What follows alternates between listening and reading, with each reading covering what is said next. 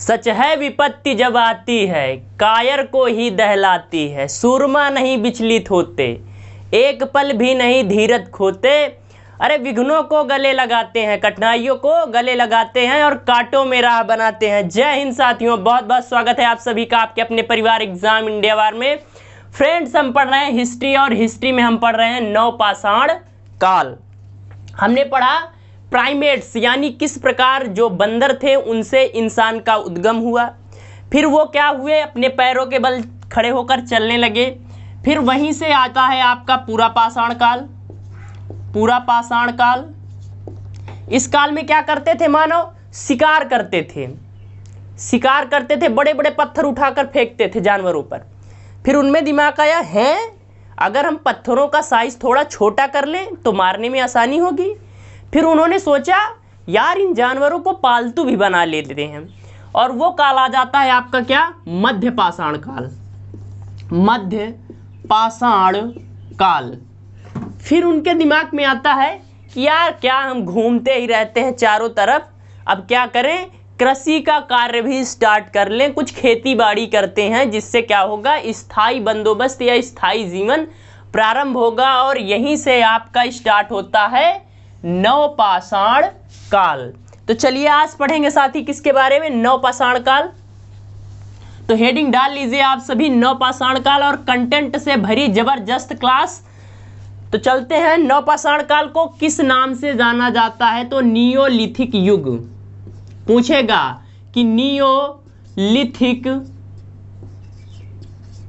युग किसे कहा जाता है, तो आप क्या बताएंगे कि अरे भैया नियोलिथिक युग तो अपने नवपाषाण काल को ही कहा जाता है। साथ ही इसको खाद्य संग्राहक या खाद्य उत्पादक युग भी कहा जाता है। तो इसे और किस नाम से जाना जाता है? खाद्य उत्पादक युग।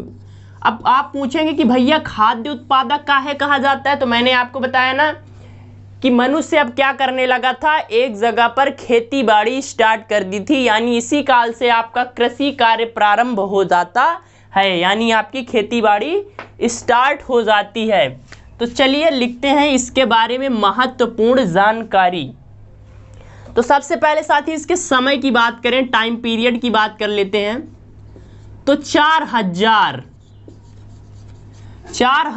ईसा पूर्व यानी बीसी से लेकर 2500 ईसा पूर्व तक, और 2500 से आपका क्या लग जाता है? आपका लग जाता है हड़प्पा सभ्यता, यानी यहीं से ग्रामीण जो गांव के बसने की स्टार्टिंग हुई इसी काल से होती है, और वही धीरे धीरे जाकर हड़प्पा में तब्दील हो जाता है। तो समय कितना हो जाता है? 4000 से 2500 ईसा पूर्व। साथ ही पूछे कि इसकी खोज किसने की थी? नवपाषाण काल के जो उपकरण हैं, जो स्थान है, उनकी खोज भारत में किसने की? तो हेडिंग डालकर लिख लीजिए मोस्ट इंपॉर्टेंट।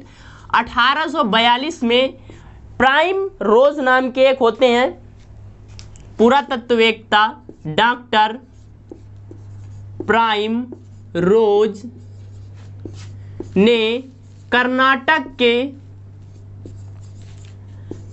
में एक जगह पड़ती है लिंगसुगुर, कर्नाटक के लिंगसुगुर नामक स्थल से इस काल के उपकरण खोजे। यानी नवपाषाण काल के उपकरण सबसे पहले किसने खोजे थे? तो डॉक्टर प्राइम रोज ने 1842 में इस काल के उपकरण कर्नाटक के लिंगसुगुर नाम के स्थान से खोजे। तो नवपाषाण काल की खोज का श्रेय किसे जाता है? डॉक्टर प्राइम रोज को जाता है। इस काल के उपकरण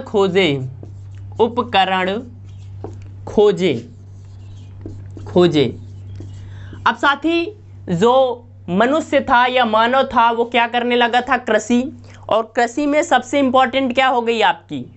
जो बैल होते हैं, और बैल से ही आपका बनता है बैलगाड़ी, यानी बैलगाड़ी में क्या लगा होता है? पहिया। तो मोस्ट इंपॉर्टेंट हेडिंग डालकर लिख लीजिए, इस काल में किसका आविष्कार होता है? आपके पहिए का आविष्कार होता है, यानी सामान ढोने के लिए पहिए का आविष्कार किया इंसान ने। किस काल में? नवपाषाण काल में। मैंने आपको बताया था कि आग की खोज पूरा पाषाण काल में, पत्थरों को टकराकर आग की खोज की गई थी। फिर मध्य पाषाण काल आता है, मानव पशुपालन की ओर ध्यान देता है और कुत्ते को सर्वप्रथम अपना पालतू जानवर बनाता है। फिर नव पाषाण काल में उसने कृषि और पहिए का आविष्कार किया, यानी उसने कृषि करना भी प्रारंभ कर दिया और आपका पहिया भी बना लिया, जिससे भी धीरे धीरे आपके रथ बने, बैलगाड़ी बनी, भैंसा गाड़ी बनी, बहुत सी गाड़ियां बनी और आज उसी पहिए को हम हवाई जहाज तक में यूज कर रहे हैं। तो साथ ही पहिए का आविष्कार किस काल से माना जाता है? आपके नव पाषाण काल से माना जाता है। साथ ही पूछेगा कि नव पाषाण काल के कृषि के प्राचीनतम साक्ष्य किस जगह से मिले हैं? तो एक जगह का नाम लिख लीजिए, मेहरगढ़। काहे भैया ये स्थान फेमस है? तो मेहरगढ़ इसलिए फेमस है क्योंकि यहाँ से कृषि के प्राचीनतम साक्ष्य मिले हैं। कृषि यानी जो आपकी किसानी खेती बाड़ी होती है, कृषि के प्राचीनतम साक्ष्य मिले हैं। कहाँ से मिले हैं? तो मेहरगढ़ से मिले हैं। तो कृषि और पहिए का आविष्कार, कृषि के प्राचीनतम साक्ष्य। साथ ही एक स्थान आ जाता है आपका कोलढीवा। फ्रेंड्स, अगर आप अपने पारिवारिक एग्जाम इंडिया वार पर पहली बार आए हैं और आपने सब्सक्राइब नहीं किया तो प्लीज़ सब्सक्राइब कर लें, लाइक शेयर कमेंट ज़रूर कर दिया करें। अब एक प्लेस लिखिए, कोलढीवा। कौन सा स्थान? कोलढीवा। कोलढीवा से क्या मिलता है साथी? तो ये अपना इलाहाबाद के पास है, इलाहाबाद, और साथ ही बेलन नदी घाटी पर, बेलन नदी घाटी। यहाँ से क्या मिला है? आपके धान के प्राचीनतम साक्ष्य, यानी जो धान की खेती है उसके स्टार्ट होने की जगह यही मानी जाती है। तो यहाँ से क्या मिले हैं? आपके धान की खेती के प्राचीनतम साक्ष्य कहाँ से मिले हैं? तो कोलढीवा से मिले हैं, जो कि अपने इलाहाबाद उत्तर प्रदेश में पड़ता है। साथ ही एक जगह का नाम लिख लीजिए, बुर्ज होम,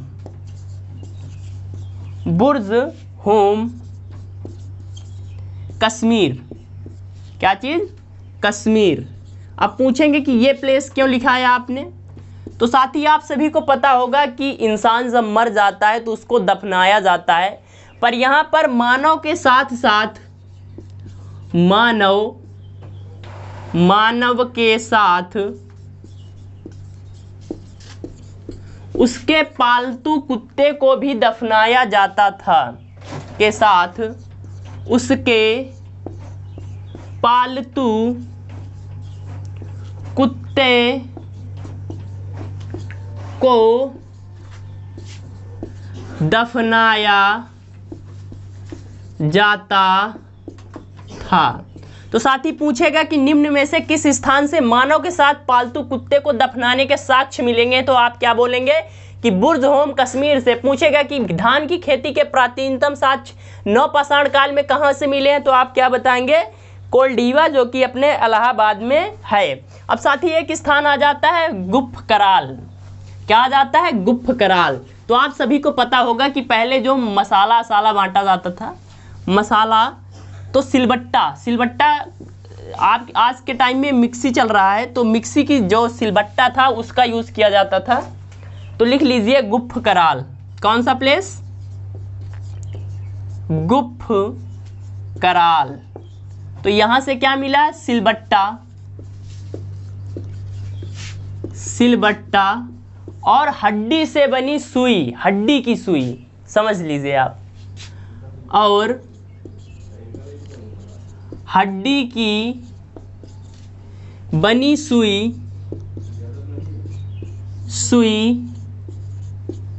प्राप्त हुई है। कहाँ से मिली है? तो गुफ कराल से मिली है। क्या मिला है यहाँ से? सिलबट्टा और हड्डी की सुई।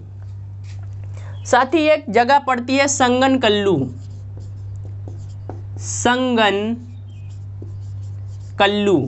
संगनकल्लू से क्या मिले हैं? तो राख के ढेर मिले हैं। संगनकल्लू से क्या मिला है? राख के ढेर, राख के ढेर। और साथ ही एक जगह आ जाती है आपकी दाजोली, असम में। क्या चीज? दाओजली, दाओजली कहाँ पड़ता है साथी? असम में। तो यहाँ से कृषि और पशुपालन यानी खेती के साथ साथ पशुपालन के साक्ष्य मिले हैं। तो किसके साक्ष्य मिले हैं? कृषि और पशुपालन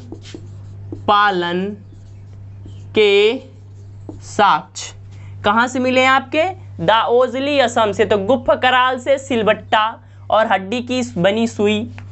पूछेगा कि राख के ढेर नवपाषाण काल में कहाँ से मिलेंगे? तो संगनकल्लू से। नवपाषाण काल में कृषि और पशुपालन के साक्ष्य कहाँ से मिले हैं? तो दाओजली, असम से। तो फ्रेंड्स, हमने नवपाषाण काल के बारे में जो इंपॉर्टेंट जानकारी थी आपको दी। अब कल हम पढ़ेंगे हड़प्पा। अब यहाँ से हम कहाँ की ओर बढ़ेंगे? आगे हड़प्पा, फिर आपका वैदिक सभ्यता आ जाता है, फिर महाजनपद काल, फिर सल्तनत काल, फिर मुगल साम्राज्य, फिर अंग्रेज और फिर भारत स्वतंत्र। तो फ्रेंड्स, क्लास आपको कैसी लगी कमेंट करिए। अपने परिवार एग्जाम इंडिया वार पर पहली बार हैं तो please like, share, subscribe, comment ज़रूर करें। अपने और अपनों का ख्याल रखिए। हंसते रहिए, मुस्कुराते रहिए। जय हिंद, जय भारत।